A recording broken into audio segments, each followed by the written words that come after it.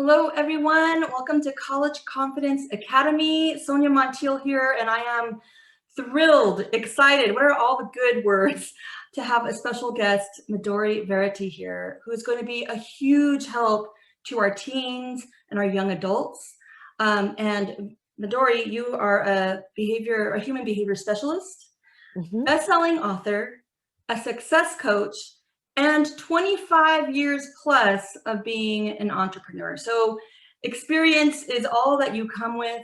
I'm particularly interested in this program called Thinking Beyond. I would love for you to describe what is that and how can that program help our teens and young adults?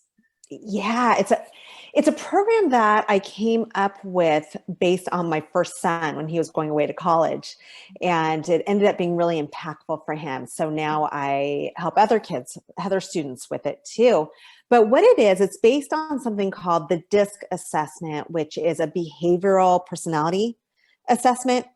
It sounds like big terms, but it's really not. It's not. It's very cool. But what it does is it points out a number of things for our kids. And it points out what their zone of genius is, which what that means is what's their natural gifts. We all have these natural gifts. So it makes it very clear what those are. And then also Sonia points out what their areas that they're not as naturally strong in. So if you have a student who loves to write, but they stink at science for whatever reason, it will help point that out. And it just kind of gives them this release of, oh, okay, well, that's good to know. So it points out that, and it also helps them see what their motivation is. What are the things that make them tick? What are the things that that make their heart sing? And it just makes it clear for them so that when they are choosing their major, when they are choosing or starting to think about what their future is, there's more confidence in the direction that they're choosing. And they also have more tools. So they know, okay, you know what? I probably should not become a science major because it shows me that it doesn't make sense for me. And I've noticed that in school too. So it just kind of creates this clarity and builds confidence in the student. And that's just so important. That kind of work is hugely important. And I don't think families understand in terms of engaging in college planning, that's not the time to start to explore interests and talents and possible professions. And many of my families with College Confidence, they feel like, oh, it's time to start that. But what happens is there's just a lot of uncertainty. And I'm going to pick on the teens right now. So these are typically sophomore, juniors in high school, even seniors in high school, where they freeze. They say, well, how can I possibly plan for college options or even what colleges to apply to, or even if college isn't my path, if I don't know what I want to do. That's the Right. phrase. I don't know what I want to do. And there's a freeze there. Now, for me, the bad word I usually say is don't call it major. don't label it. You know, the teen brain, we don't like labels too much, and so we don't have to force them into choosing. Well, what's your major? What career are you going to pursue? Which parents seem to use because that's what they know. Mm-hmm. And then when the teen doesn't know, they'll freeze up, deer in the headlights, and not know how to move forward in the process. So So for true. you in this tool of DISC, one of the things that I found so powerful is it gives them a foundation and words like terminology where they can say, I identify myself as these things. Am I right to? Yeah, it does. And I want to go back for a second because you just brought up a really good point. I had a client that came to me, a young girl, and her whole family had been attorneys or involved in law. And so she felt like, as a senior in high school, that needed to be her path, that she needed to go to college and then become an attorney. When we took the assessment, I noticed that that was not her personality style. And so what happened is I didn't say this is the wrong path for you, but I was able to talk with her and create a dialogue and get her to be able to see certain things clearly where she could take her experiences. And it made sense when I was talking to her that she was like, oh my gosh, no, I do not want to be an attorney. I will be miserable being an attorney. but I love creativity. And so we were able to just open up the dialogue and give her some more things to look at instead of being so focused on a path that was going to make her very uncomfortable and probably very, very upset as Yes. she got closer to graduating. So that was a huge eye opener for her. So that's just one example. But it Totally. can also, one thing, another thing that I see with these kids that come to me is they're kind of lost. Some of them don't know if college is right for them because maybe school hasn't been easy. Or some of them are so structured that they feel like they need to do A, B, and C perfectly, but they struggle in a certain area. And so this opens up their eyes to what's really going on so that they can start focusing more on their zone of genius, their natural gifts, which come easy for them. We all have them. Love But it. if you're focusing on what you're naturally good at, life is just easier. You know, whether it's in your career, whether it's with your family, whatever it is, if you can stay there, you're going to have more success. And also, of course, it points out your blind spots and your weaknesses so that you know, oh, that's why whenever I take a class that involves this, I get tense, I forget, I get stressed out. It's like, oh, yeah, it's because it's just your natural weakness. That's okay. So you just need to be aware of it and know that those are going to be areas that you need to work on and find a way around it. I think that a couple of things that came to mind is I'm very empathetic with the parents. You and I, you know, we have our teens who went through the college process, but part of it is educating parents, and that, you know, maybe way back then, um, you know, it was silos. You studied in silos. You either became a lawyer, or you became an engineer, or you became a, you know, a business leader. And we feel like sometimes as adults communicating, you know, simplicity is the answer. So we say, well, we don't want, you know, we don't want our child to be so confused about, well, with an engineer, you can do environmental studies and so forth. So we'll just stay simple and say, well, you know, your family does law. But what happens is, and I feel so strongly in terms of the value of college planning, is teens should know every option, every option. Yes. What is, you know, pick up, unturn every rock out there to say, well, why isn't that for you? Why is this more attractive to you? And colleges right now, they're kind of rebelling against silo studies. So there's many more options where there's majors that are interdisciplinary majors, where you're folding in 3 different areas of study, and that is your major. You have University of Chicago. I love bragging about this because they have a major called Big Problems. Now, that's the name of the major. And what it means is we don't really care about, I mean, we care about it, like what, you know, what you're going to study. We're more attracted to what problem do you care about? Then you're going to learn all of these interesting tools and resources and knowledge to solve that problem, which is really an interdisciplinary approach, right? And I have to, Interesting. yeah, it's fascinating, and I love using this because the parents then say, oh, times have changed. Mhm. And Right? Yeah, it's not the same as when we were in school at all. well, It's changed a lot. it is, and even with our undecideds. So, you Mhm. know, students who say, you know what, I feel uncomfortable picking this one thing or even an interdisciplinary thing. I want to be undecided or undeclared. And we always say this has been popular for the last 5-10 years, is undeclared remains the most popular major choice because of these 17, 18-year olds, they're just not ready to choose one track and stay with it. But what your tool does, and what I've tried to communicate with my undeclared, is you kind of know. It's just that you have all these different interests that are is going to align to something. And that Mhm. creating that something is part of the journey of what happens after high school. And then one example that just happened is she chose, well, I'm undecided, but I like architecture, environmental studies, and I think it was physics.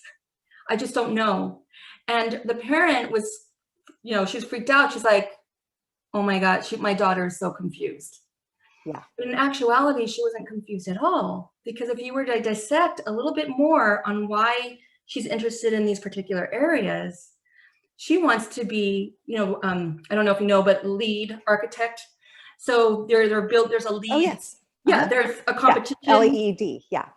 LEED, where architects, they build something that's in the most sustainable green buildings, and then you get awarded for it. So I feel like your tool, no matter what comes at the, we may not come up with a label at the end, but really having this clarity on what are the foundations of my interests. So when is the best time to take this tool or have this service? Yeah. So I recommend if you have a child who's around 16 who is maybe not sure if college is for them, or they're starting to explore, but they're just not quite sure, and maybe they're struggling in school, or they're just confused overall, that's a great time to take it, because another thing that this tool does, and through that when I go through it with them, is it creates confidence, but it also creates inspiration and excitement. So that's what's cool, is that they take it and like, oh my gosh, their eyes just become open to, there's a whole big world out there. And I do have these amazing gifts that I can use in these different areas. So man, I can do all kinds of things, and it just gets their mind starting to think. And it's really quite amazing what happens. And then we go through other exercises to help make it even more tangible. So they kind of start creating a blueprint, a subconscious blueprint of what they're going to do. So that's a great time to take it. But also, either if your child is about to go to college, it's a great time to take it if they haven't already, so that they can start getting more focused on what they're going to be doing when they go to college. Or if they are already in college and they're struggling and they're just kind of like, okay, I don't know if I should change majors, what else I should be doing while I'm in school, because that's equally as important as the education part. It helps them see the whole full package. And also, like I said, what I think is most important is it helps them open up their eyes to all these different ideas and all these different opportunities that align with what their gifts are. And there's nothing more valuable than that. So really, it's whenever your child is starting to, 16 is kind of the youngest age that I would start it at, but it's a great time to do it. But any of those other benchmarks are also good times if they haven't taken it already. So I'm really curious. You did mention earlier that your son did this program with you. Yes. Tell me more about where he's at now and how Thinking Beyond helped him. Yeah. So my son, Nick, he was a kid who he knew he wanted to go to college, but his confidence was not super high at that point.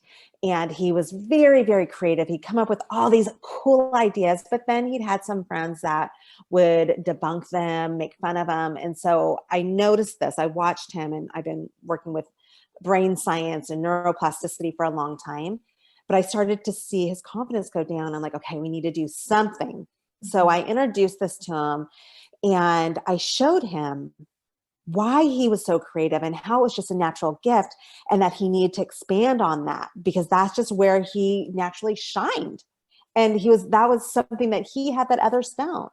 And then we also talked about some other areas where he wasn't so gifted. And so what happened, long story short, is he went to college fully just on fire. He was just excited and motivated.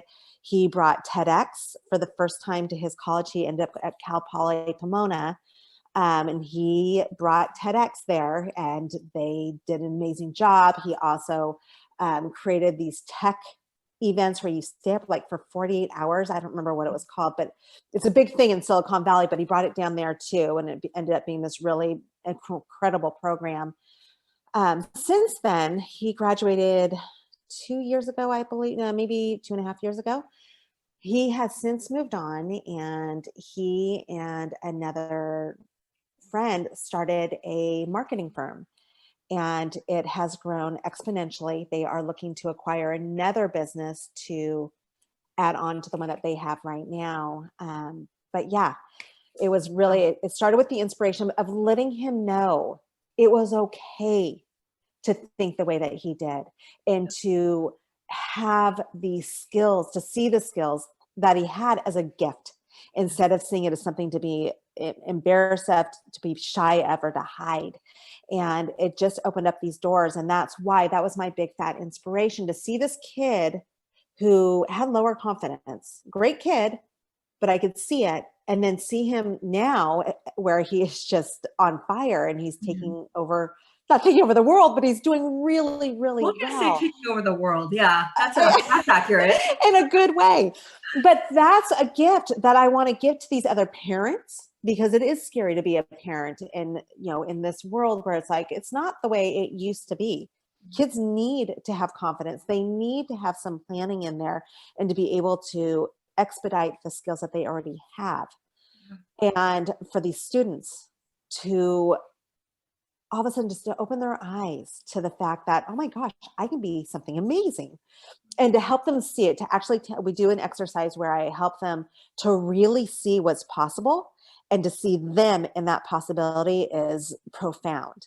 So that's what's so awesome about this. And compared, and not compared, but also in alignment with what you do, Sonia, it's such an amazing gift that we can give to our kids. For sure. I mean, I think about, well, that's, as parents, what joy it is to watch, like Nick, go through their college experience. The same happened with my daughter as well. Very laid back, chill, non-competitive student, and to sit back and watch them take these positive risks, to trust themselves, to give themselves permission to try things and fail, and then to get back up and try something else. I think as parents, that's what I think that's what our reward is Yeah. to watch and be their cheerleader as these young adults navigating through a world that you and I can't navigate, like don't fully understand in terms of the job market, because it's so different and it's rapidly changing. Yeah. And so it's a powerful tool for teens and young adults, but I think it's such a powerful tool for parents to say, I can sit back. They do kind of know, if they know what their zone of genius is, which I love that term so much, I can sit back and just support them and cheer them on and be like, oh my gosh, they discovered their superpowers, right? And I think what I see with a lot of parents is that they're surprised at what their kids are capable of. Yeah. And really it's just giving them the tools to kind of see it, right? Because as parents, of course, we want our kids to be successful and happy and have everything that they want in the world. But that's a lot of pressure for a parent. Right. It is. It's a lot of pressure for a parent. So if you can sit back and allow your kids to develop their own path and to shine on their own, and you can see that it is the right path for them because they know who they are and they have those skills, it's remarkable what happens for them. I have such good feelings. So you and I, we have this vision that every young person is going to take this program. Yes. Midori, it's such a pleasure. I'm so glad that we're going to be working together. Where can our families find you and get more information about the program? Yeah, right now, the best place to go is to my main website, which is MidoriVerity.com. If you go to the bottom of the homepage, you'll see the Thinking Beyond link, and that's where you can click on it.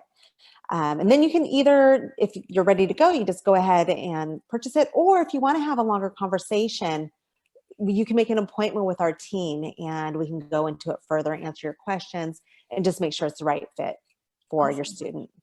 Well, we'll for sure have links up, in our comments, in this YouTube video, everywhere. I'll make sure that you are going to be easy to find. You can also contact me and I will get you set up as well and get you connected to Midori. So Dory, thank you again. And College Confidence families, there's just no choice. Like after listening to this, you can't tell me that we're not going to take advantage of Thinking Beyond. So we will see you guys next time. And Midori, thank you so much. Thank you for having me.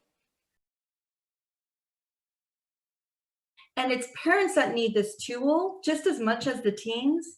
Yes. To say, oh, I don't have to place this agenda that I thought was my bias and preference to ensure my kid is happy, successful, whatever those terms are, because I am seeing my teenager, young adult, having clarity in their own path. And so it kind of, to me, building that connection and relationship between parents and teens is about letting go emotionally Yeah. and mentally on the parent side.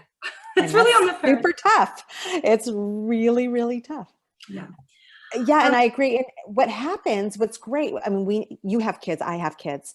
They don't listen to us parents. We know quite a bit, but they don't listen to us. And so when it comes from someone else and it comes from an assessment where it's scientific and it's written in on paper, and then you have someone who can translate it for you, that takes away that pressure from a parent saying, you should do this, you should do that, right? And so that's the other beauty of it, is it just kind of, it releases the parents from that responsibility and feeling like they need to do everything for their kids and that they're on the right track.